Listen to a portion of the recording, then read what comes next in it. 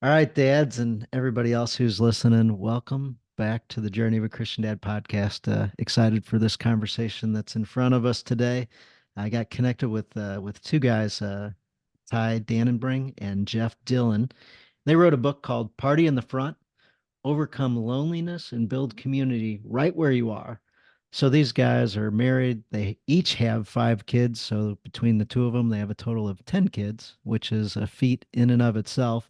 And I find it kind of hilarious myself personally that people in my life that I know that have five kids, six kids, they feel like they're so busy and you can't ever spend any time with them unless you've got a kid on the same sports team with them. And in this case, they wrote a book to help overcome loneliness, to help other guys overcome loneliness.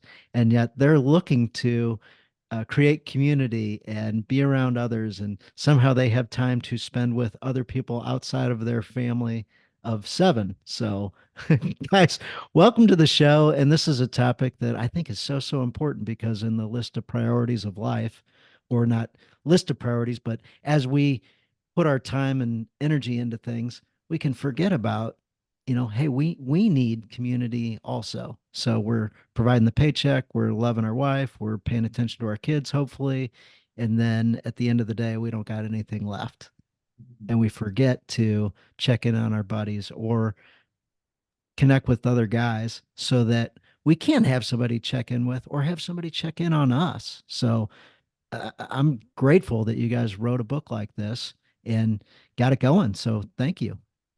Welcome to the Thanks for show. having us, Dan. Yeah, Yeah, thank you, Dan. yeah. This is a great podcast. We appreciate what you're doing.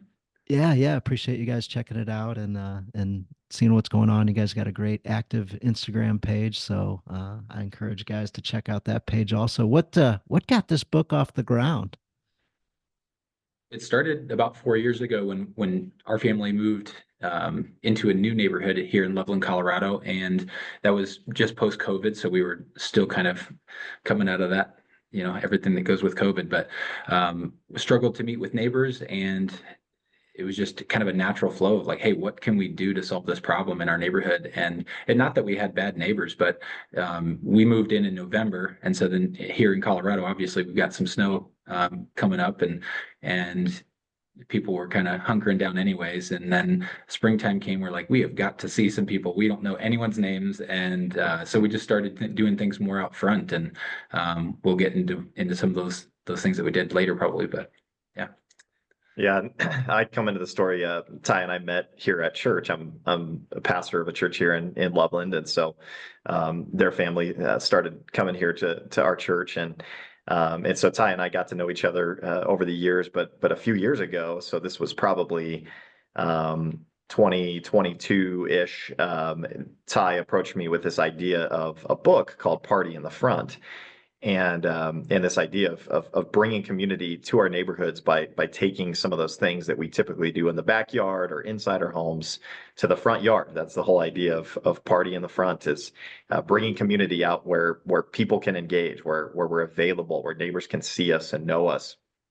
And I just love that idea because my wife and I, with our five kids, I guess at the time let's see, we had four at the time, Yeah, just we four at the both time. had children in the writing of this book. That's right. Oh Yeah. wow. Yeah. They're book babies Yeah, or something, I think is what we call them. But my wife and I had just recently moved right after, or actually right before COVID, we moved, and we were so grateful that we did because our home that we still live in has kind of a private drive that we live on off of the main road. And so our kids just suddenly always wanted to be in the front yard instead of the back. And so they were always playing in front and riding their bikes in front. I mean, we hardly ever spent time in the backyard, and we have a decent sized backyard. But especially during COVID, we realized, wow, we are getting to interact with our neighbors. We're actually meeting people in some ways. We met more of our neighbors during COVID than we ever had in any neighborhood previously, because we were just outside, and we started to engage with all these people. And so when Ty brought this idea of Party in the Front to me, I thought, man, that's a great idea. And I have a little bit of a journalism background and have always wanted to write a book. And so I thought, yeah, let's give this a shot. So that's how it all started a few years ago. I knew I had to build a team to get this thing to fruition. So I wasn't going to write the book. So I obviously added stories and, kind of, I feel like championed the book from the get-go and everything. But Jeff was just a huge gift, and he really is a good writer, and just so grateful for this partnership. Yeah, that's great. It's funny how like you're like, hey, I want to write this book. And if I grab somebody in to build some momentum with, I think I'll get it finished. Yeah. Right. Yeah. So often we can put the weight of the world on our own backs, or we see a new challenge, like I'm gonna go conquer that one myself. And maybe we're missing something and we can't get there and we stall out. We don't move forward with it. Maybe we didn't even tell anybody else and we kind of fail at the mission or discard it or get our eraser out and like, it really wasn't all that important or forget about it or what have you. So yeah, like enlisting somebody else, whether it's a paid coach or um, somebody else that's interested in the same thing, that accountability. It's like, all right, we doing this or we not? Like, I'm sure at some point in this project, it stalled out a little bit. Things got in the way. Babies happened. Yeah, I think that's actually interesting. I haven't even really thought about it, but it makes sense for a book about community, about relationships. It makes sense that like I don't think it would have been as good of a book if somebody wrote it solo, like we Right. wrote it together. Mhm. And so we both contributed and we've gotten to go on this journey together as men, as dads, as writers, as first time authors, and it's been so good to go through it together. And yeah, somebody was asking me the other day for advice for writing a book, and I told them just plan on more time and more work than you think, and also find somebody to do it with you because that helps bring momentum and some accountability and encouragement and ideas. Hmm. And yeah, I don't think I ever would have gotten this done without working with Ty. I wouldn't have gotten it done because it's his idea. So Right, for right, sure I exactly. wouldn't have.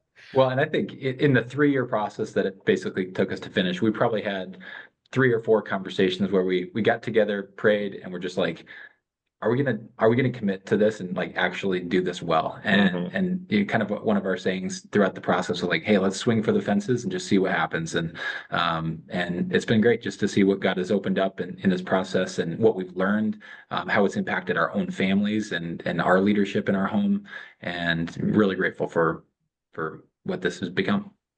What is something that you've learned? I'll stop with that. I got another question following that, but yeah, you say you've learned some things. Share a little bit about that. Yeah, I think that if we look at just a project like this, and as we've gotten into social media, because I didn't have social media for about 10 years, and I think what I've learned is that, wow, nothing comes easy. And to build a following, um, when you believe in something, people might agree with you and they might see the vision, but like it's just you're kind of by yourself, and it's a lonely process to have a vision and to try to plow through something, especially something like this topic where even though people, I think it's resonating with them, it's still against the grain. And we talk about busyness and in the book, and like we're just busy, and so you can't expect people just to drop what they're doing just to like help you get your to fulfill your dream and to fulfill the project that you're working on. They're busy doing their own thing. And so you just have to, it's not a knock on other people. It's just, that's just the way it is. So you got to really believe in what you're doing, and it doesn't come easy. Yeah. As you're saying that, I'm like, yeah, I feel that in my own life. Like I did, I have a hard time promoting this podcast myself and like, hey, it's the greatest thing ever, whatever. Like Yeah. on the other hand, I don't care. Yeah. But I also do want it to help as many people as possible. So, Mhm. guys, I think lack resources. They lack a voice that they resonate with, something where like this book, as soon as the opportunity came across to talk to you guys, I'm like, that's a topic that's important. And I don't find many people out there talking about it. And the ones that are might be 70. So how does the 25-year-old dad, 35, 45-year-old dad connect with the 70-year-old great granddad? Like, hey, thanks for your scholarly approach to this, but let's dial it back and get some 30, 40-year-old guys that are, having this conversation. So, anyway, I was engaged and refreshed to dive into this. It's in my own personal life, even though we already talked about a little bit about F3, men's outdoor workout group, and so that's one of the ways where I have a system in place where I get to connect with guys all the time. But even inside of that, you've got your closer friends, but they get busy with life as well. So you guys each have 5 kids. I've got a few friends that have 4 kids, 6 kids, and I'm like, hey man, Friday, I got this kid thing. Well, I don't have a kid at that school in that grade in that sport, and like, and so sometimes it's tough to connect with those guys, even though you want to. Like how important it was for us with bigger families, and obviously our wives as well. Just making this a family project as much as we could, like bringing them along the journey with us. And I feel like Ty, even you did that better than I did, but just always sharing ideas with our wives. And we did a awesome photo shoot that ended up, we used one of the pictures for the cover of the book, and we bring our kids to those things and just make it a party and have fun with this and have them engage with it to where my 4-year-old will come to me on the weekends and be like, Dad, are we going to do a party in the front tonight? It's like, no, I'm tired. I don't want to. But then I'm convicted by her spirit. And so that's been really cool, I think, in this process is doing it as a family. And we try to address that in the book, like for dads in a similar stage as us. Like, we are very busy. That's one of the biggest barriers to building community that we have. So how do we overcome those things? How do we think about those things? How do we involve our family in this? And so I think it was kind of cool that we did that in the process of writing this book and had to learn some of those lessons. Yeah, so keep going on that. Like, what was one of the things, and what was something that you did? Yeah, you start, Ty. Yeah, well, it started for our family. We have this Blackstone griddle, and it was actually a housewarming gift from my mom, and we put it in the back naturally, like I think most people, either a grill Right? or Yeah, Blackstone or absolutely. whatever. And we actually put it back in the front yard. And so it was like, it's kind of an eyesore if it's just like not put away, but I'd keep it in a certain part of the garage and then bring it out in the morning. I always put the garage door up, roll the Blackstone out, and just start making breakfast on Blackstone out front instead of the back. And I honestly don't think I'll ever do anything in the backyard like that again, if I can help it, because I always have connections with neighbors, or our kids are out front. They can ride their bikes while I'm making breakfast Yeah, or yeah. whatever. And it's just a community aspect as opposed to they're just inside waiting for me to get the breakfast done. They can do something. And yeah, it's just been so helpful. Just a little shift from the backyard to the front yard, the amount of conversations that have come from that. And so that really started the whole thing, where it's like, then I had this idea of the book name Party in the Front. And then we're like, hey, let's actually do a party in the front. So then we hosted this party, and it was like essentially a block party. And then that morphed into our other neighbors. They're like, hey, let's get some barricades and let's do a fall harvest, like Halloween type party as well. That was a couple years ago. We've done that now for a few years. So it's just like they're catching on, and it's just been this snowball effect of just breaking down barriers. So. Yeah, that's great. It reminded me, I moved into a new construction subdivision like 9 years ago. And after we got maybe 40 houses that year, there was enough of us. We're like, hey, let's do like a block party type thing. And it was my daughter's birthday. I thought, let's do some Oktoberfest things. So we rented a bouncy house and we got a band. And uh, Mhm. I'll be darned if the bouncy house doesn't get set up. The people that set it up took off, and within 5 minutes, there's 8 boys that we don't know jumping on this bouncy house in our Yep. yard. Yep. And at first, we're like, what are they doing? Like trespassing and this terrible blah, blah, blah. We're like, wait a second. Like, that's why we got this thing, was This to is Point, the yeah. point. Yeah. bring people over. And like, well, boys are boys, and they discovered something new and they conquered it, and like whatever. Like, that's kind of cool. So Um, So awesome. yeah, yeah. So it's funny when you do put things in the front yard, whatever that is, an opportunity to connect and show up, and to their credit, yeah, it was in the front yard. It wasn't in the backyard. Yeah. Well, it's they would not have come, they probably would not have trespassed and gone through your gate or whatever to go to the backyard. Like it's an Hopefully. actual barrier. And they feel like that this is a thing that we're involved in. We can do this. That they've just now opened the door for me to get involved with what you're doing. Um, and I'm going to share this too. This happened 2 days ago. I came home, probably like every dad listening and that has kids. And it's like, mom needs help right now because baby Joey or whatever, whoever was, being a pester to his sister. And so we had some problems at home, and one of our daughters she just needed a hug, to be honest. So I said, hey, let's go out front. And I sat her down on my lap. We sat on the front porch and I just hugged her. And in that time, she calmed down. We saw four different neighbors. Three of them were walking their dogs. Another one was riding their electric bike, and we waved to everybody. It just she was kind of able to take the focus off of herself and whatever she was going through. I didn't have to really say anything. I just sat there. So it was just like this natural thing where if I would have gone to the backyard, she probably would have said like, okay, dad's going to start to talk to me, like have a lecture or discipline me or whatever. But I took her to the front yard. I'm exposing what's going on.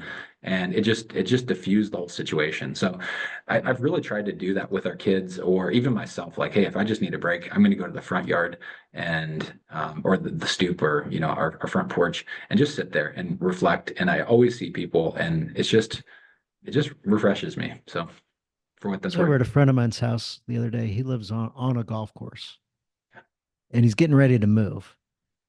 And so we're out in the back, his backyard, and I didn't know he was like right on the main path where everybody comes through. And he goes, "You know what I'm gonna miss?" He goes, "The guy up the street, he's selling his house, and well, he gets hit by the golf balls all the time." He goes, "In my yard, I have two or three golf balls daily that are right over there." And so I got an unlimited supply of Pro V golf balls. Nice. So that's nice. Is Mhm. but what I'm really gonna miss is the fact when I have my morning coffee, all the golfers are going by, and I know half of them or more. Hey Jeff, hey Tom, hey, and sometimes I go up and talk to him and whatever. He goes, I'm gonna really, really miss that about this house. And I'm like, it's one, it's nice, and two, yeah, that's gonna be a huge change where your kind of rhythm and the guys that you connect with all the time are all the way gonna be removed by physical distance. Yep. So Yep. like the party in the front, like in his case, his party's in the back because he's got So people traffic are. back there. Yeah. Yep. Hmm. And he's a Yeah, big that's it. golfer. He loves to golf and all that. So yeah, yeah. This just made me think as you're talking that, there's these barriers that we that we face in our culture to community. And even, we talk in the book about even the design of homes and the garage, that started to become more of a normal thing in the 60s and 70s. And now, it's so easy to just literally drive in from work or school or wherever you are and just close the garage and not see or talk to anyone. And so, we have to recognize some of those cultural shifts that have happened that have made getting to know our neighbors harder. But also just this recognition that there's internal barriers as well. And there's these things that we kind of invisible walls we put up. And it's almost like there's this understanding of just like, yeah, you don't go into your neighbor's yard. You don't approach your neighbor in certain situations. It's like there's been times in the past where, and I'm so grateful this is really broken down in our neighborhood, but there's times where like my neighbor across the street is out mowing his lawn and I'm out mowing my lawn. But it's just like this agreed upon thing. We just don't acknowledge each other. We just as long as we both don't look or say like we're cool just being in our own world. And I'm not saying I love mowing my lawn and sometimes throwing the headphones in and so I'm not against that, but I think it's just like why do we have those barriers versus looking at it as an opportunity and for your friend looking at it as like he could be and I'm sure some people living on a golf course are annoyed by all the people coming by, right? He looks at it as an opportunity of, no, I'm going to take advantage of that. I'm going to put myself out there with a cup of coffee and be ready to have conversations. And man, I just think about all the connections that were made as he did that, and then the sense of loss moving away from that home. It's just how do we get past those barriers that we create, that our culture creates, that just says sort of like, no, everybody just do your own thing, versus like, no, I want to be out there, I want to be available and make those connections.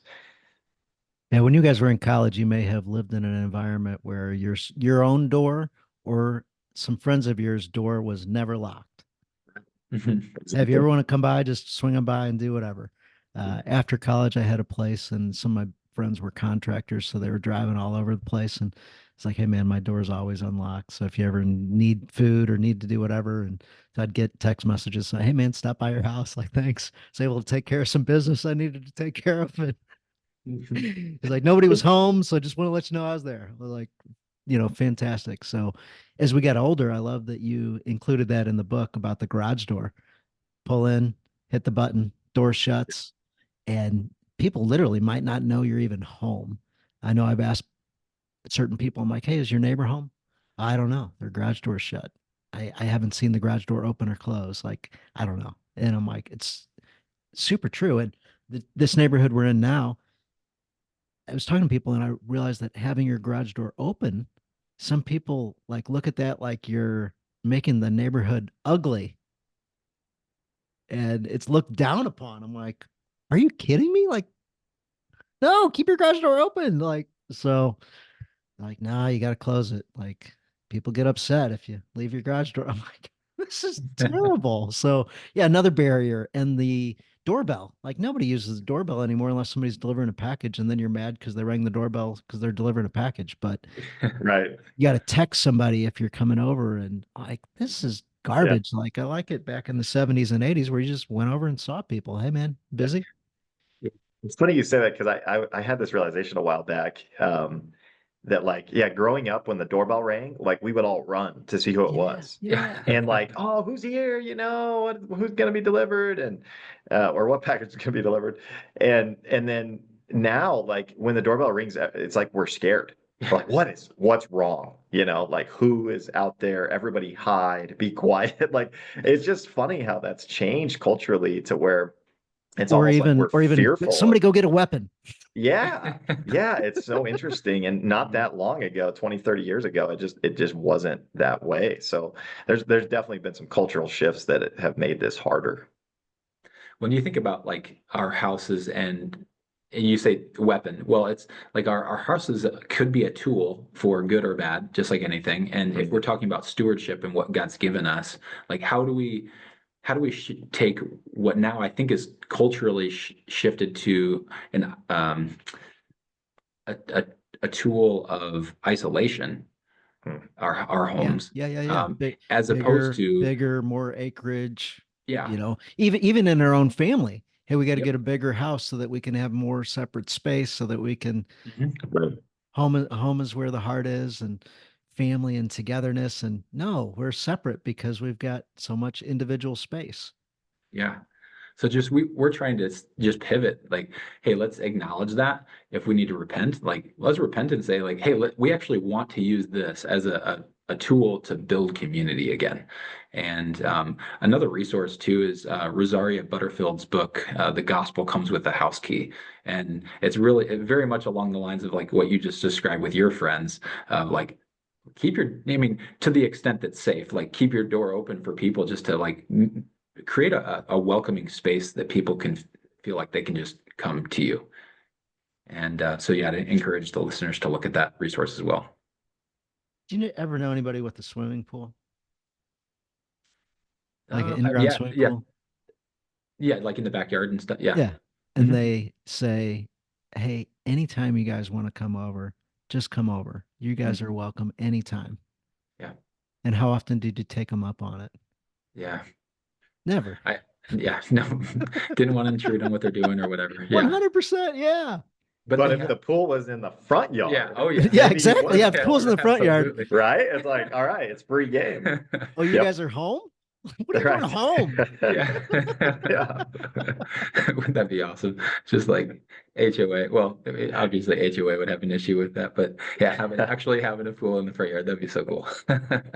So how like what would like the first step be? So there's a guy listening right now and he says, "All right, I'll order the book. I'll check it out. It's more than 6 pages, so I don't know if I'm going to be able to read the whole thing. But if I could do one thing right now to get started, what would you suggest?" We have in the last chapter, I would say, go to the last chapter. It's very practical if you're just like, hey, I've got 5 minutes. And I think you get a lot of really fun ideas and some very simple ideas. One of them is our front porch challenge, which is basically like, hey, for 5 nights in a row, um, for 5 or 10 minutes, just keep your phone inside and just go out and sit on your front porch and just to pray or reflect or bring a family member with you or invite a neighbor over for some coffee or something and just sit there and you don't have to do anything other than just be present and Jeff shares a really good story of his grandpa in the book and Jeff, I don't know if you want to explain some of Sure. that, but Yeah. just the power of just being present.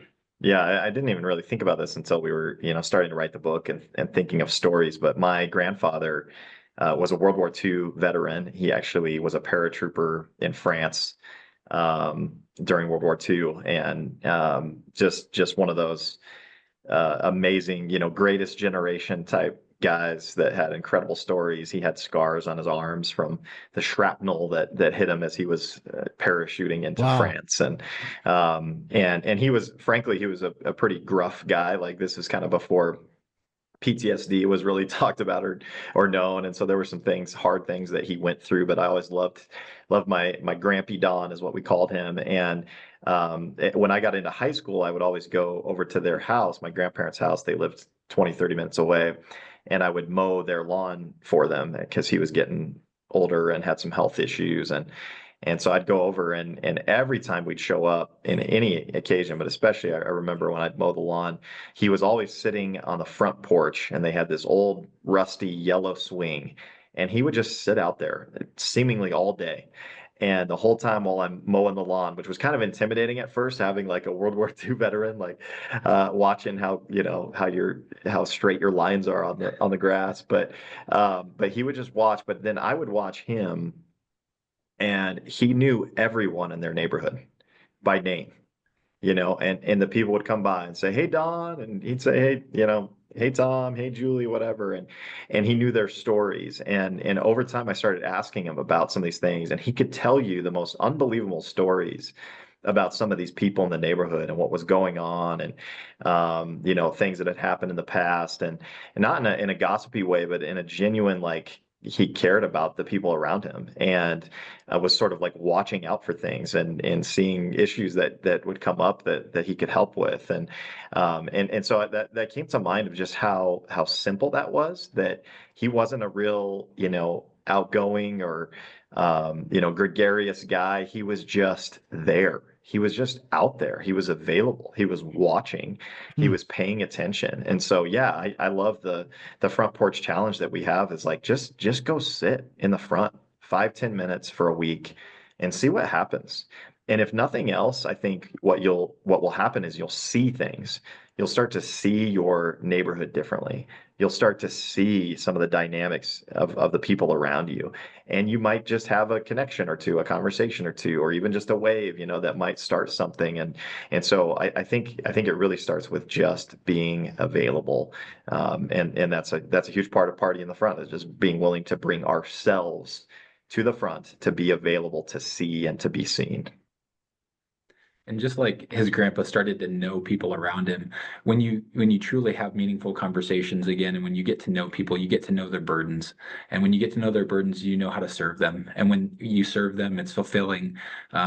You begin to actually enjoy where you're living. Mhm. And it's just it's just what we were created for.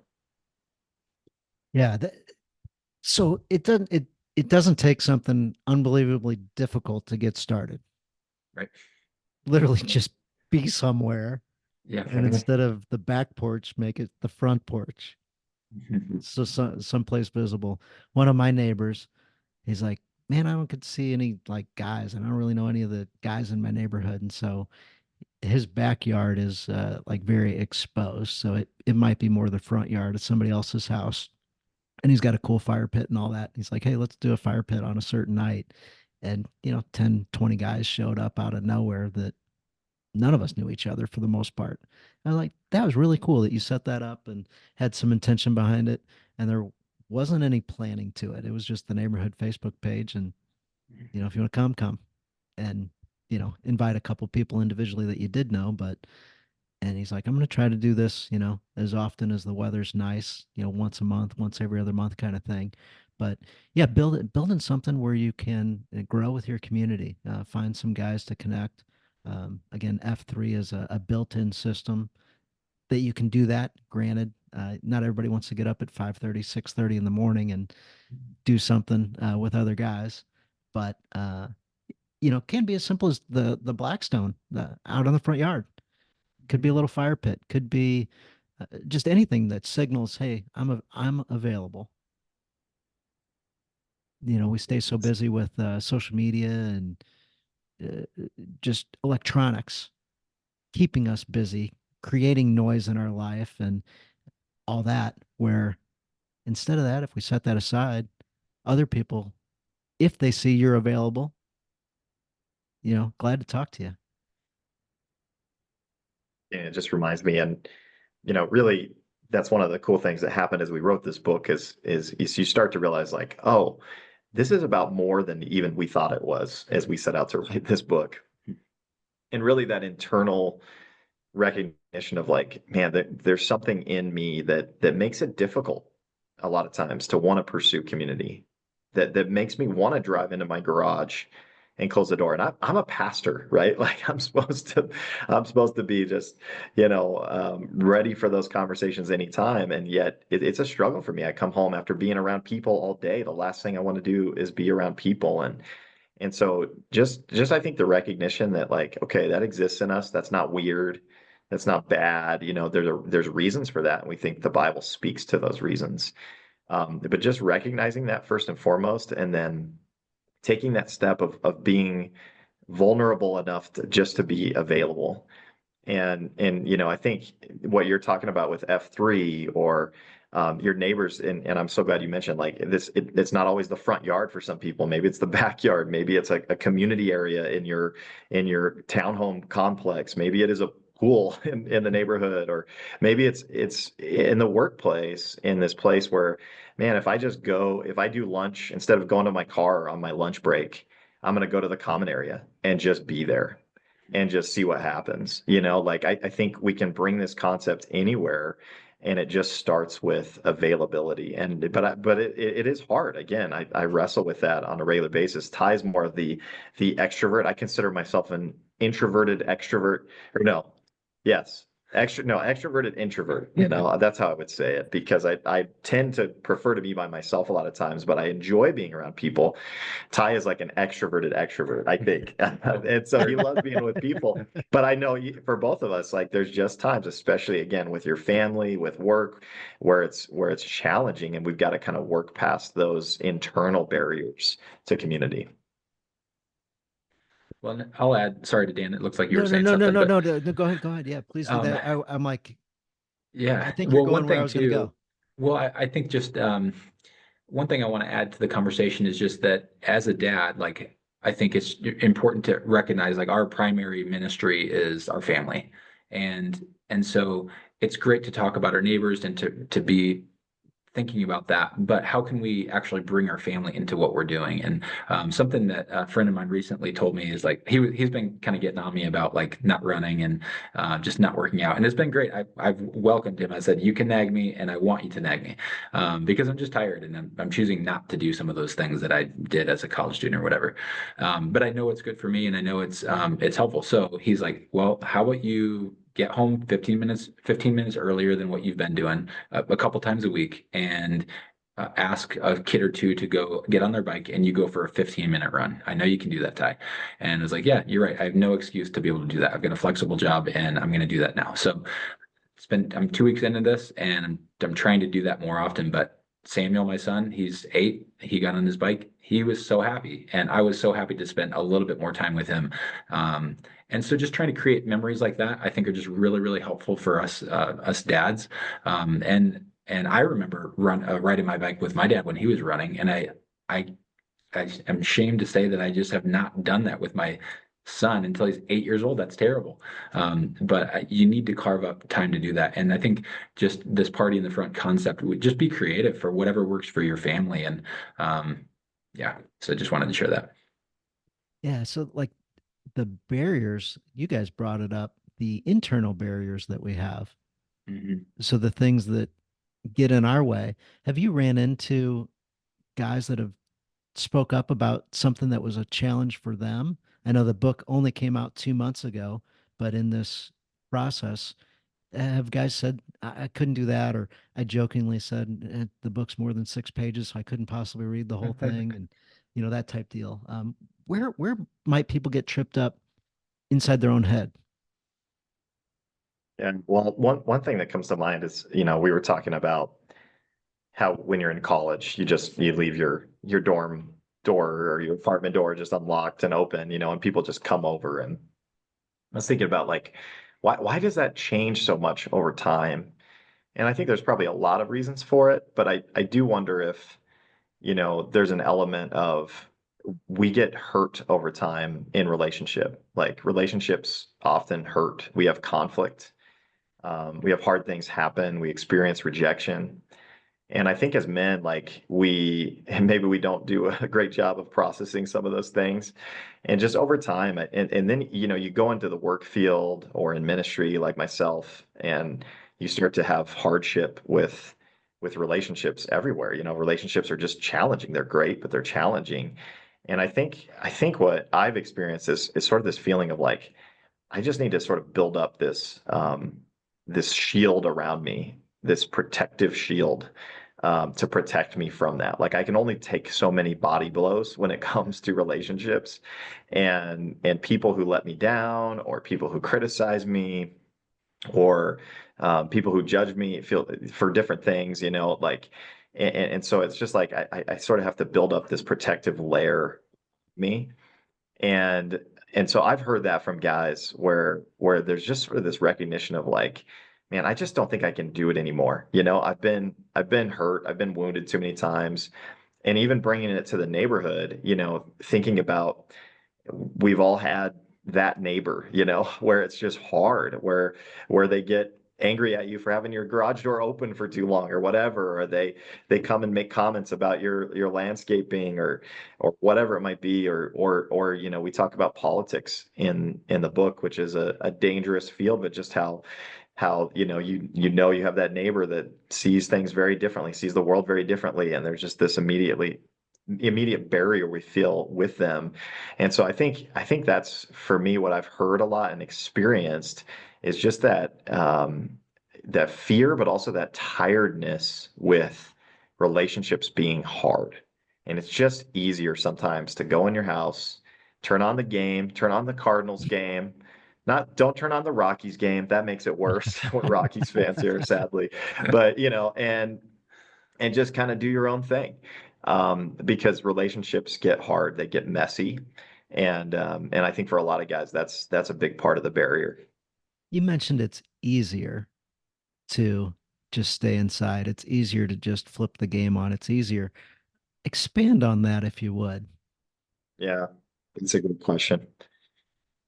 Yeah, I think really what it comes down to for me and guys that I've talked about is, I think it feels easier, right? It feels easier because I don't have to wonder what other people are thinking about me. I don't have to open myself up to anyone. I can just be in my own little bubble and just do my own thing. And I think we know from scripture, that God has made us for community and for relationship. But there is this something in us that we trace in the book all the way back to Genesis 3 and the fall of man. There's something in us that tells us to run and hide. The very first thing that Adam and Eve do when they commit the first sin is they hide from God. and God is pursuing them and says, "Where are you?" Right? And I often wonder. We've actually been teaching through Genesis as a church right now. I often wonder. It's an impossible question to answer. Maybe I'll ask God in heaven someday. But like, what would have happened if Adam and Eve had just come to God? Like, we screwed up, like we messed this up.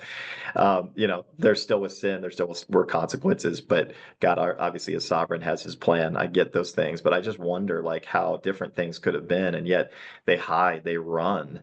Somehow that feels easier. It feels safer to us to run and hide from God and from each other, versus man being exposed. They were naked and they were ashamed, because when people see us and see our flaws, see our weaknesses, see the messiness of our lives, it's uncomfortable. And so to me, I think that's what I mean when I say it feels easier.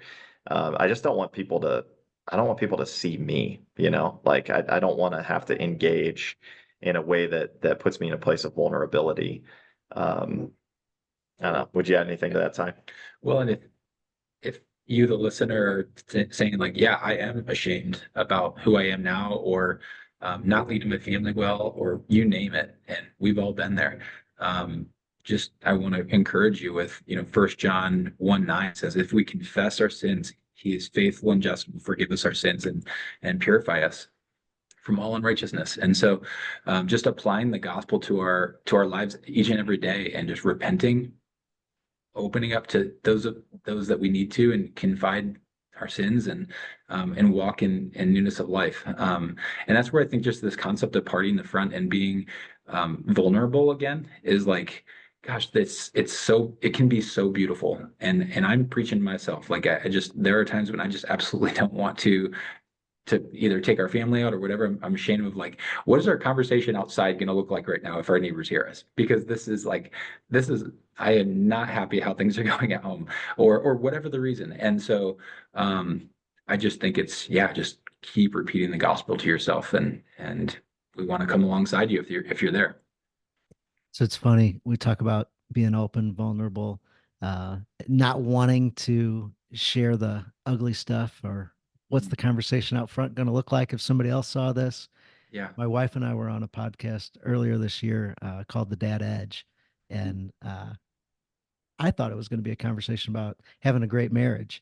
And what it turned into was not the greatest husband wife time to be public and recorded so that everybody can hear it for the rest of eternity. The host says, Larry says, "Hey, I want Corey to do most of the talking." I'm like, "Well, that wasn't my plan." Yeah. She was just supposed to smile for the most part and go, "Oh yeah, I remember that time," and "Oh yeah, that was great," and all that. But what happened was the busyness of life overtook us that day, and she was frustrated about a number of different things, and I was more on the task list. Mhm. Mm, Hey, I got the business meeting, and then after the business meeting, I got to do the thing for 5-10 minutes, and then I got to do the next thing, and got to make for sure my wife is ready to be on the podcast, and she's feeling rushed, overwhelmed, forced to do something she doesn't want to do, be on a podcast. mm, She also writes kids' books. And so I was like, hey, it's a great opportunity to promote your books and stuff as well. She's like, but I don't want to be on a podcast. I'll do it because yeah. the opportunity's there, but I don't want to do it. So anyway, all this. And so for the first 30 or 40 minutes, it was not the greatest conversation. It was harbored resentment. And Larry, who's a buddy, goes, man, it feels like there's something going on. Oh, On boy. on air. On air. Oh, boy. On air, absolutely. And As if the listener didn't tell. Couldn't tell. yes, yes. And then we kind of ripped the band-aid off and talked through a few things, and cleared the air, and it got much better after that. But from that being exposed, being vulnerable, there was a few things there that we were able to learn, kind of the rush, the dad checklist, accomplish things, and overlook your wife's needs, Mhm. such as, hey, I'm uncomfortable. Like, I don't really want to do this. I don't want to be rushed getting into this. So I Mm, should have scheduled it at a different time, or canceled my business meeting, or any of those type things. But the other thing that came out of it was her and I do a lot more date nights now. So through that conversation, we realized that we weren't doing as much of that as we should have been. The host kind of says, "Hey, are you guys, and I was like, all right, I'm going to put that on my list. Like that's going to be something that I plan for and take a lot more responsibility for. So for the whole rest of the year, it's been great. So there, had he not, that situation not been there, that wouldn't have changed. So had another guy not been around, had community not been around, it would have been same old, same old. Would have been, you know, knock the garage door down, stay on your phones, isolated, what have you. So there can be great blessing by having other people in your life and other guys in your life. Like in your case, hey man, you're not exercising. Can't you do something? Couldn't you do this? Yeah, I could do that. So I Some found, excuses and stuff. He's like, well, what time do you get home? And when are your kids there? And whatever. So we started being creative, and that's why you need community too, because they're going to tell you things you already know sometimes, and they're going to tell you things you don't know. But it just has been so helpful to just be able to, just process life with other people, and especially other men. yeah, absolutely. And the challenge that the other guy has, whoever that other guy is chances are he's lonely too. Mhm. Chances are he's tired of talking about the weather. Chances are he's tired of talking about the Rockies game or whatever game of the week is going on at that time. Chances are he'd like to say, "Hey man, I could use some help with something, whatever that something is, or I need to just get something off my chest." And it's nice to have another guy around. Um, buddy of mine sent me a text. We saw each other in the morning, but we didn't get a chance to talk. And he's like, "Hey, we didn't talk this morning. Is everything all right?" And we ended up getting on a phone call and had 30 minutes talking about a couple of different things on his side and on my side. I was like, that was so cool that somebody checked in on me. So, That's great. Yeah, I think friendships are such an overlooked gift, and it's something that we talk about this epidemic of loneliness, but I think something we're realizing now is there's really an epidemic of friendships, or a lack of friendships, I should say. yes, and yes. and that is just, it's so crucial to try to build that, and we have to recognize where we're at in society and some of the cultural barriers, but recognizing our own selves and our busyness, and yeah, we just have to make time for that. Yeah. We'll be better dads, we'll be better husbands, we'll be better friends, better coworkers if we have those friendships. Yeah. I was I was thinking about, we talked about it earlier with writing the book and how this book is so much better because we did it together. And you were talking about Dan guys, especially we set out on some project or plan or goal, but we just do it alone. Like I am just gonna grit my teeth and I'm not gonna tell anyone and I'm gonna get this done. And how often do we fail or it's way harder than it should be?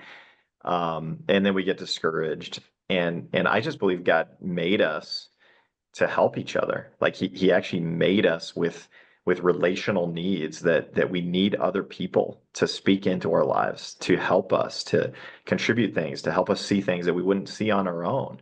And like again, that's a really vulnerable place to be. One of my neighbors just a couple weeks ago came over and said, "Hey, I'm trying to move up."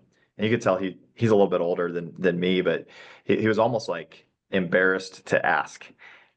He's just like, I hate to ask. I know you're so busy, but I'm trying to move a ping pong table from my garage down to the basement, and I was trying to figure out how to do it by myself. I just don't think I can. And I'm like, oh yeah, happy to come help you. And so I went over later that evening to help him, and I mean, like ping pong, like those things are heavy. I don't know if you ever moved one, but I'm like Brett, like you were gonna try to do this by yourself, like dude, like it might have killed you. Besides the heaviness factor, those things are big. Yes, they're just awkward and like I mean we put a few holes in the wall with me helping. And so, and in retrospect, maybe he would have been better on his own. I don't know. But no, it was just a reminder of like, man, but I had to admit, like, man, I do the same thing, right? Where I'm just like, I just want to do it on my own. It's easier. It feels easier to do it on your own. I'm glad you And brought up. Oh, go ahead. no, you go ahead. Yeah. You go So you ahead. brought up the easier side. So when you are stepping into any situation in life, whatever it is, and you recognize that's the easier way to go. And then you also know what the harder way to go is. I find that's a time to pause for a second and ask yourself, okay, which one's better?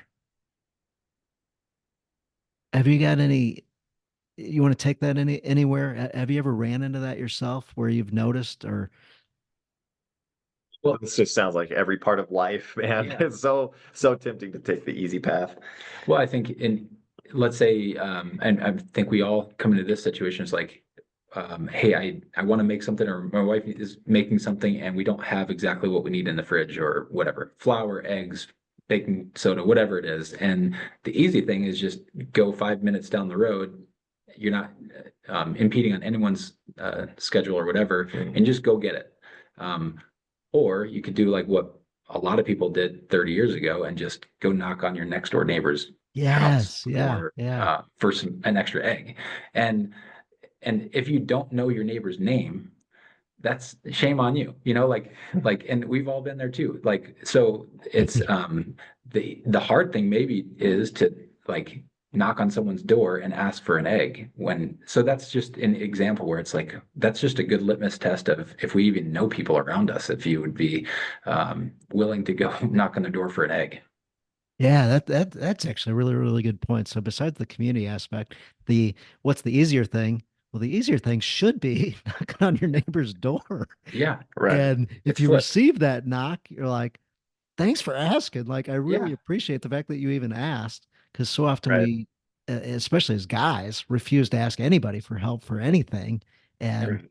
I found, blessed when people do ask me, and I was like, I gotta let my guard down and Mm, be humble where I ask other people for help because I've found it really builds relationship by, mhm. dropping that guard and saying, hey, I could use, it's an egg, like not a big deal. I'm just glad I had one that I could give it to you. If somebody came and We've asked done me for that. an egg, I'm like, I don't have one, but I'll go to the store and I'll get you one. Yeah. Well, and if that happens, and we've done this now a couple times where we have asked for flour or whatever, we make extra, and then we bless them with what we've Mm, just made. And so, now we know a couple of our things that our neighbors like, and I know one of our neighbors, his favorite dessert is cheesecake, and like so, it's like I'm starting to know things because of those interactions, and like, hey, Ted likes cheesecake. Great, I'll try to get some cheesecake for Ted sometime. It's funny you say that. I've recently seen a whole bunch of different examples of that where you ask somebody that knows the person well. So it could be a spouse, but you say, hey, what's the thing? Cheesecake. Cool. Mhm. Cardinals tickets. Cool. But like, and then they go, how'd you know that? And mm, then you say, well, I asked so and so and they told me.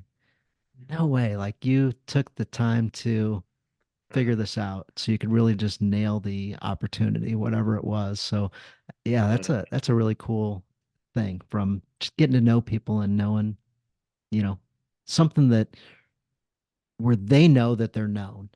Yep. Right. Mhm. And Right. that feels good both ways. You being able to know somebody, but then also people being known. And in that you're known. People get to know you better so that they have the opportunity to reciprocate. Yep. Mhm. I think you also are hitting on like what I'm starting to feel more and more is like the secret weapon for building community with men, or one of them anyway. So it's like it's such a key thing that I see time and time again. And it requires vulnerability because it's not how most of us are wired. But if you want to make an immediate connection with another guy and get to know them, ask them for help. Like ask them to help you with something. We love you. You just said it, Dan. Like you felt blessed when people came to you and asked for help. Like it's a blessing somehow. I think that's how God made us, to be helpers and to be workers and to be fixers, and like, man, I can jump in and use my knowledge or use my experience or use my talents here to help you. Like that makes me feel great.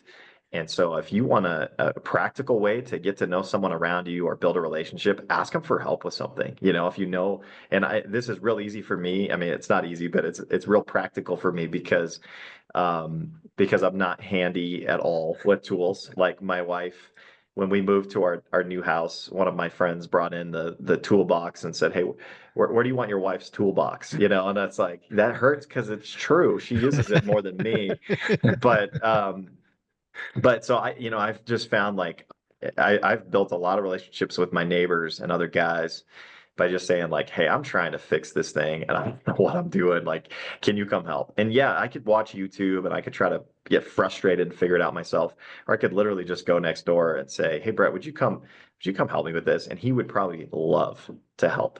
And then and then you get to know each other and you get to learn more about each other. And so anyways, I just wanted to share that. I think that's another practical thing for guys, like ask for help. Yeah, just moving a ping pong table or with yard work or just whatever it is, ask for help and you will immediately build a bridge with another guy.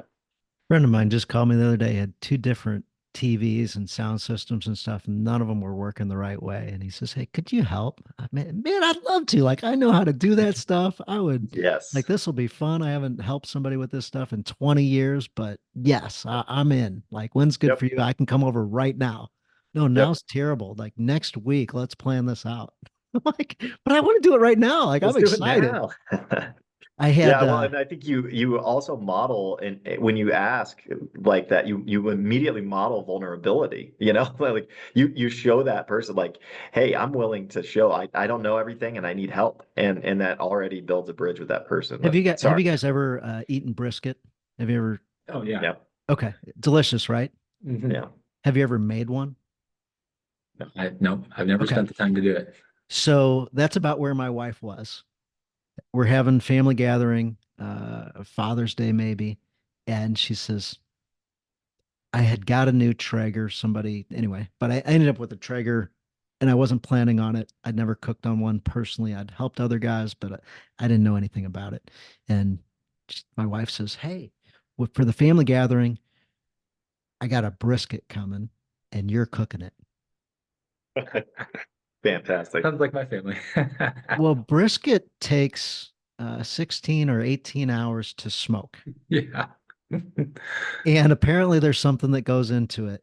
And I was mad because I did know that it was an ordeal. It was a undertaking. And my wife, I try to hide it. And finally she's like, "What's your problem?" I go, "I don't know how to do this." And she's like, "All right, do we need to pivot?" I go, "No, you want brisket? We're going to figure this out." Yeah. Well, I'd gone out and done a workout on Saturday morning, and after the workout, I'm like, "Hey man, I'm making a brisket, guys." This guy Soap and this guy Las Fuentes, and both of them were so excited. Soap, the thing he told me that made me feel good, besides helping me with recipes and things to look out for and everything else, he goes, "The first brisket anybody ever makes is always the best brisket they'll ever make in their lifetime. Like this Nice. brisket is going to be unbelievable." So like That's awesome. I was like, "Really?" He told me about a couple of times where it was true in his life. I'm like, "All right." So there's hope. Yeah, right. Las Fuentes really got in with the tools and get this and do this, and the recipe might say this, and which recipe are you using, and which rub are you using, and whose program and system are you using? And I'm like, wow. He's like, Yeah. if you go this route and this route. And so anyway, I had a plan and I went to Chat GPT, which really helped as well, but it was exact and precise. And now I had all the wisdom from these two guys, and they're checking in on me over the next Mhm. 16 hours. "Man, how's it going? Have you done this yet? What about that? How's the bark and the crust and the," and I was like, so it's like a monumental event in their life because they were Yes. able to share in the experience and pitch in. And then it turned out great. And yeah, it was phenomenal. And so like they feel like they were champions and they were heroes because they helped me accomplish something that seemed like a Herculean effort for me to get to the finish line and have it turn out well. So uh Okay. yeah. So asking for help and like it's like a champion hero story in our little community. And it's so silly. It's just cooking some food. Love that Yeah. because a friend of mine, he gave me this analogy about honestly it was about getting into God's word and using like the times that we are in God's word, it's like when you're going mountain climbing or rock climbing, and you can have some, like a stake in the ground, or in that case, like snapping into the hooks that are already on the mountain if you're going on Hmm. a trail that's already been gone up. And when you relate it to like what you're talking about and friendships and the conversations you have and the experiences and things to recall in your mind and the emotions that that brings, it's when you have those relationships and you have connections like that that go deep, that actually are exciting to someone and that bring a level of emotion that they can call upon. Like it's so helpful for when things aren't good in that relationship, when they can look back and it's like, hey, I just slipped on this mountain, but I've got this thing that I'm connected to, and I'm not going to fall all the way in that relationship because I'm locked in. And I just want to encourage the listener to just think about that, and just to when you do have those opportunities, just to, hey, this is a huge gift in this relationship, and should try to create more of those opportunities for that reason. Yes, yes, 100%. So yeah, you can just go back to it, remind them of it. They're more open to asking for help and favors, and inviting you into just whatever they're doing. Sure enough, a little while later, one of the guys was having a barbecue. He's like, "Hey man, I'm doing all this stuff. Like, come on over. Like, there's going to be so much food. It's going to be great." And so I feel like I earned an invite because I asked for help. Yeah. Right. So cool. Have you guys got anything that you want to share with the listeners, whatever that is, another story or some helpful advice, or somewhere where maybe you failed and maybe that might help somebody else realize things that they might fail at, or just encourage them that it's okay to fail? I think that we need to recognize that there's a lot of things that have happened over time. And it's been this kind of slow fade to where we are now culturally and maybe even in your own personal life. And so I want to read this quote. It's actually from C.S. Lewis. If you, the listener, are familiar with his book, The C.S. Screwtape Lewis Letters. is, yeah, fantastic book. Yeah, and this just resonated with us as we wrote this book and as we've shared this story. And the quote goes, "The safest road to hell is the gradual one, the gentle slope, soft underfoot, without sudden turnings, without milestones, without signposts." And of course, that was Screwtape to his nephew Wormwood, and they're plotting against, what, what we would consider like God's plan.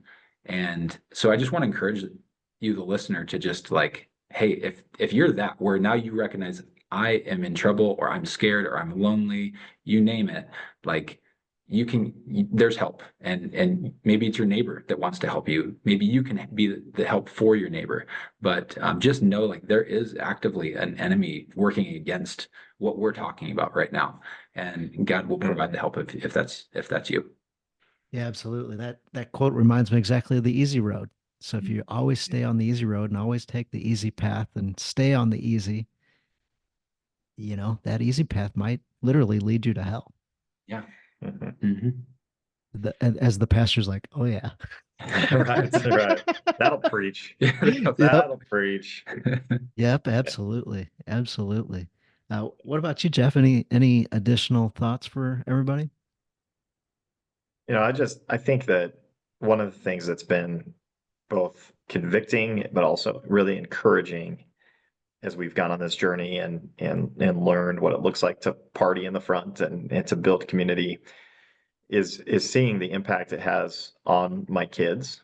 And I think kids just in general, especially younger kids, have less of those barriers built up. I mean, they will just go onto someone's backyard probably, right, and not think about it, or just start jumping on the bouncy house without asking. It's just kids have that in them, and um, I think as I've grown in this, as our family has grown in this, I've realized like how much they want that and how much they need to see that modeled.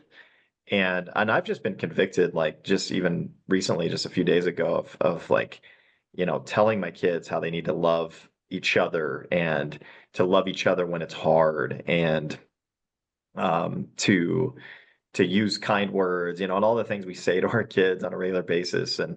and all of that's so good. But then it's like, man, am I modeling that for them? And am I showing them places where it's difficult to do that, where it's difficult to love our neighbor, where it's difficult to forgive people, where it's difficult to want to extend grace to the people around us. And, certainly they see us model that hopefully in our marriages, but I think it's so powerful for them to see us do that with the people around us and to see us welcome somebody in that's different and where it's uncomfortable.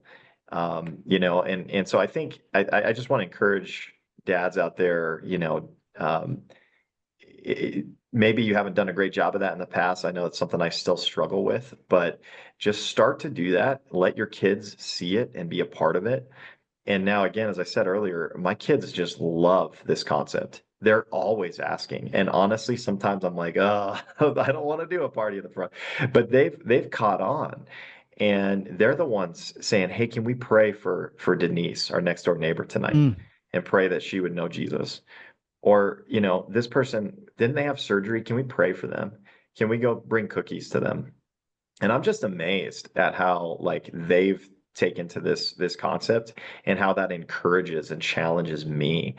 And honestly, it makes the party in the front easier now when your kids get involved. Like we did this thing over the summer. We did Fridays in the front, and so every Friday we try to do something in the front yard.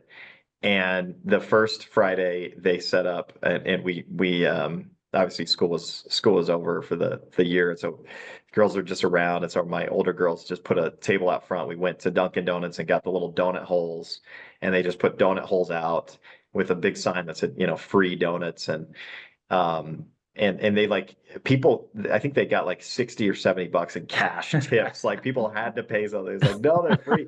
But the amount of people that stop by, and then I let them have that money to use for the rest of the summer for other Fridays in the front. So now they were thinking about ideas, and it just became this fun family thing again. That now it was like my kids are doing it. Like I just can show up with a cup of coffee, or I'm just gonna sit there. My kids are gonna help make those connections. So, anyways, I just want to encourage dads. This is so important for us to model. It's hard, but as we model it, like I think God will do something not only in us but in our families, and it will start to get easier. It will start to get more fun and more practical, and I think it'll be powerful to see what God does in that space. I love that story. So let's say that I show up, I see your kids, I'm getting my free donuts, and then I see you, and I'm like, hey man, why are you doing this? What's your answer? Kids made me. No. um, I think my honest answer would be, this isn't what I naturally want to do on a Friday morning or a Saturday morning, but I want to get to know the people around, and my kids love it, and these connections mean something. And so if it can be as simple as this, like I just want to be out here and I want to be available. And it's been amazing to see the connections that have been made because of that. Hmm. Wouldn't have been the answer I expected. I don't really want to be doing this. Right. And as a dude, I'm like, really? Like, seems like this is this is it. Yep. Like this is it. So I appreciate hearing like Yep. totally real, genuine, like I don't Yep. know about this guy, but I really like him. Like he seems different. And the different is he Yeah. didn't put the mask up. He, was just authentic. And especially when people find out you're a pastor, it's sort of like, in your neighborhood, especially, it's sort of like, oh, okay, like you're the pastor, and you have to be nice to people Or and trying all to get those me to kinds of come to your things. church. Yeah, or you're just Yeah, gonna yeah, yeah, 100%. proselytize. And so I try to be pretty honest with people about that, especially the guys in our neighborhood. Is just like, man, I'm not good at this stuff. Actually, like this is hard for me, but it's important. And every time we do it, it's so worth it. And so I Been try to involved in try to Bible be studies with honest. pastors, and that's the first thing they say when they're brand new to the group is, yes, I am a pastor, and this isn't my congregation. Mhm. And I Yep. want to be here because it's not my congregation. Can I just be me? Yep. Can I Yeah. just be Yep. another guy at the table? Yep. It's okay if you ask me theological questions. However, can I also just bring my stuff to the party? So, guys, if you do have a pastor in your life, allow him to be a guy, allow him Yeah. to be a dad, because they need some time off the stage as well. And they don't always have an ulterior motive of trying to get you to church. And as you guys have been talking, I was thinking about a story of churches, leadership trying to get people to the church thing, whatever it was. There's like a chili cook-off or something one time, and the leadership goes, "Man, how'd you get Joe here?" Like we're trying to get Joe here intentionally, and uh, we flew a plane over his house and circled, and we had a big banner and said the chili cook-off is coming, and we even had the billboard on the side of the road right out in front of the neighborhood. And we were sure hoping we could get Joe there. We mailed him a postcard and said, come on to the chili cook-off. And like we have spent so much effort trying to get Joe to the chili cook-off. And how did you do it? He's like, I knew he liked chili. And I went next door and I knocked on his door and I said, "Hey man, you want to come get some chili?" And you know what? He said, "I do." Amazing. And so we can do all these crazy fancy things. And the simplest thing oftentimes is the thing, when an individual says, "Hey man, you want to go do this thing?" And that's something I've done for quite a long time is reach out and say, "Hey, there's a thing. And I'd love for you to come if you can come, if you're interested." And just yesterday, I invited a whole bunch of people to go see the movie Soul on Fire. A friend of mine rented out a theater. And I sent out a bunch of texts, and it just says, "Hey, my friend rented a theater out. She's got some extra tickets. She told me if I knew anybody cool to invite them. So I wanted to invite you." And I got all these responses back of, "Man, I appreciate the fact that I'm cool." Like Yeah. it's nice to be cool again, to be back in the club. I used to be when I was 16, but now that I'm 40, I don't feel as cool. So but yeah, just being a way to connect. So I guess I'm more like you, Jeff, the introvert extrovert, that type thing. I'm not a double extrovert, but yeah, just looking for ways to connect with others, and oftentimes events that are actual events. But then there's also the other events, the porch challenge, the 5 to 10 minutes, the bring the Blackstone out front, maybe throwing something on the neighborhood Facebook page, or however neighborhoods communicate. "Hey, I'll be out front Friday if anybody wants to hang out." Like, what a great way to like get to know people. And um, yeah, I personally live in a house that's very visible. By choice, I would live in a house that is not very visible. But as things turned out, uh, everybody I meet, once they know the neighborhood I live in, go, "I know you." Like, "You do? I don't think we ever met." "We've never met, but I know which house you live in." I'm like, that is so weird being on the kind of display house of the neighborhood. Again, just because of where physically the house is, it's very noticeable which one.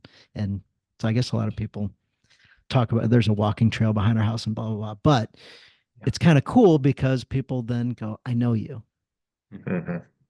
And you don't know me, but you know where I live, and you know some people that maybe told you who we were. And so you do feel like you can approach and all that type thing. And it's led to some really, really cool conversations. And it's not to be known or to felt like somebody knows you is pretty cool.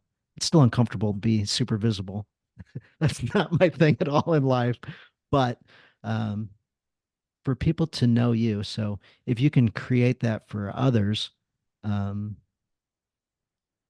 I wasn't planning to go here, but as guys, and a lot of the guys that listen are in the 40-year-old age group. So that's the number one killer of guys is loneliness, which leads to suicide. So when Mhm. guys feel trapped and feel like there's no hope, but if they have somebody in their lives that checks in on them, invites them to things, that can, take somebody off that path. Or you personally listening right now could be that guy. So if you are, reach out to any of us. Reach out to Ty, Jeff, myself. Like, glad to talk. Glad to talk. Glad to help you through whatever it is that you're going through. So anyway, I wouldn't Absolutely. plan on going there, but No, thank you. Thank you for doing that. That's the audience. That's one of the audiences that we wrote this book for. So we appreciate that. Yeah, I was gonna say absolutely. This book literally can prevent male suicide and Yep. female suicide, but male suicide's like the target audience for this because they're the ones that have problems. Guys, women, Mhm. women always have social networks, but guys don't. So I'm super fired up about this. So guys, again, party in the front, overcome loneliness and build community right where you are. And the book cover, go look and check out the book cover. It's ridiculous. And that was an actual Highland that we had in our friend's front yard. So like that wasn't photoshopped in there. That was like we made a deal and actually had that happen. So it was pretty fun. So for non-Coloradoans, you use the word Highland. Help everybody understand what you just said. Yeah, so it is a Highland cow. In this case, technically a bull. It's got horns, but the Highland has the goofy haircut. It's got a lot of hair. Just it's a play on words with party in the front and the reverse mullet haircut. We definitely dive into that into the book, but just encouraging people to be who they are and be okay with where you're at in life and to party out front. So. Um, yeah, hopefully it's kind of funny and just relatable. Yeah, we'll put a link to your Instagram and then also to the book. The book's on Amazon. Pretty simple. Jump on Amazon, go to Party in the Front, and the book will come up. Yeah. Um, any other ways that for guys to connect with you guys? Yeah, I think just for the average listener, probably through Instagram. It's probably the easiest Yep. way. You can send us a Yep. message if you have questions or if you are going through something. We'd love to come around you and either try to get you connected to where you currently live or encourage you on your journey. Yeah. Or And if we'd you love to guys have hear a celebration or a party, or you have a party in the same front, or thing. you're getting set up, or you buy a Blackstone or whatever it is, Yeah, shoot these guys a picture. would Exactly. love We that. love seeing stories and examples, ideas, like Mhm. learn from each other. We have heard some amazing ideas as we've gone on this journey of writing this book. And, one thing I know, one couple shared with us is they would do massive neighborhood Nerf wars. Yeah. And all the families would just like both sides of the street would set out all the Nerf weapons and they would just have this epic battle once a month, like a Nerf battle in the neighborhood. Like I just love that kind of stuff. So yeah, share your ideas and how you're partying in the front. We'd love to hear those too. Yeah, that's pretty cool. I like the Nerf war idea. That's not expensive and easy to do, and everybody's got Nerf stuff around. And if you don't, just go to Facebook Marketplace, and people are selling Exactly. that stuff all over. Exactly. Yeah, yeah. Yep. Yep. And I always like the guest to throw out a challenge for the guys. So the guys who are listening, what's something that they can do in between episodes? Could be something simple, like 10 to 15 minutes, do some little workout thing with your kid, or it could be something bigger than that, something harder than that. Have you got some type of a challenge where guys can like implement something right away where they can Yeah, be better? in our last chapter, we have a list of icebreakers, and so my challenge for the listener would be ask ask someone, either a coworker or your neighbor, or someone you run into just randomly, hey, what is something that you like to do in your spare time? Or what excites you? Those two questions are really good icebreaker questions. I think, it could be awkward, but you'll immediately get to know someone. And so that would be, I think, just a good practical question and challenge for someone. Yeah, absolutely. Those are fantastic questions and helps get you away from the, do you see the game? Weather's Mhm. cold, weather's hot type conversations. Yep. Right. Yeah. Another practical thing I'd encourage, which is I think kind of fun. It might be a little convicting too, but in a good way, but I think it's fun is to sit down with your kids and your wife and like just draw out a map of your neighborhood, even just your street that you live on. Um, Ooh, and just draw the houses and just see if you can, yeah, if you know people's names that's where I thought you were and going. yep, Mhm. and just like start with that and then but then make it a game, make it a challenge of like, okay, we need to figure out who that house down there at the end in the blue. We still don't know who they are. Our mission is to learn their names, right? And make it a fun game that your kids can be a part of. And then once you have a good sampling of like, these are the people around us, just start to take time, maybe once a week at the dinner table or before bed or whatever, to just pray for one or two of your neighbors. And so, yeah, it can be a little convicting, but we found it to be fun, and our kids kind of saw it as a challenge. And now they're, you got to make sure they're not like like hiding in the bushes trying to figure it out, but just like, all right, how can we find that person and just go and introduce ourselves sometime? And it becomes this challenge of like, we want to know the people around us, and it's something fun you can do with your family. So, Jeff, something you keep bringing up over and over again is our kids observing things. Yep. And the other day, my one of my daughters woke up. She was sick, and as parents, we got to decide if they're sick or if they're not sick. Right. And she was sick-ish, and it was borderline. I wasn't quite sure which way I was going to go with it, and for whatever reason that morning, I just felt kind of overwhelmed and convicted of she's sick today. Like, and it almost felt like it was God coming into me and saying, "Leave her alone, let her be today. Like, you guys go to church and leave her at home by herself." And I was like, this is one event where we're going. And I felt like, don't leave her alone. She'll be fine. Okay. And I was just totally at peace with it. And my wife was like, so what's the verdict? I'm like, she's sick today. Like, I'm gonna leave her alone. Like, I don't know how bad she is, but we're just gonna go without her. Okay. So we go to church. On the way home, she sends my wife a text message and she says, "Hey, I forgot what the kids' names were, but did the twins talk after church?" And I was like, where is she coming up with this from? Like, how does she know this? Like, that just happened seconds ago. She watched the church service from her bed, and she must have watched the entirety because that was the very last thing that happened was, these twins that are now in high school were doing a mission thing, and they talked about it. What were they doing up there? Like, how did they get there? And Yeah, oh, like, that is absolutely amazing. Things are caught, not taught in a lot of cases. exactly. And gosh dang it, she went to church from That's her neat. bed. Yep. Amazing. I That's was cool. shocked. So yeah, as a dad, that really like refreshed me and felt like, hey, maybe things aren't, maybe we're doing a little better than I thought we're doing in certain areas. So, um, Yeah. and of the two kids, she wouldn't have been the one that I would have put my money on as the one that would have done something like that. Right. That's amazing. Ah, Yeah, our kids are learning more from our examples than we realize, for sure. yeah. So things like this book and the topics that we talked about today are so important that as guys, if we're not thinking through our actions, like we should, because the kids are going to follow our direction later in life. So, man, thank you guys so much. Appreciate not only you coming on, but also the individual things, the prep that you did before you came on the show, and the intentional caring you did. Praying for my dad, absolutely incredible. So, men, if you're listening and you find the opportunity to pray for somebody else, do it. Like it is uh, relationship changing and can really, really encourage others to do the same thing and care for other people. So, something we need is to care for others, feel cared for, and that spreads. So that affects your neighborhood, your community, and then continues around the world. So God bless you guys. Thanks for coming on. Appreciate it. I knew this was going to be a guy to guy conversation that was going to be a ton of fun, and the listeners, the guys, were just going to love having you guys on, and that's exactly what it was. So thank you so much. Thank you, Dan. Yeah, This was thanks for awesome. having us. Thanks, Dan. Yep. And guys, go check out the book, Party in the Front. And if you don't buy it, at least check out the front cover. It is absolutely ridiculous. You guys knocked it out of the park with that cover. Thanks. You bet. Thank you. And catch you guys next week and execute on those challenges. Execute on those challenges, guys. All right. Catch you next week. Thanks. Bye bye.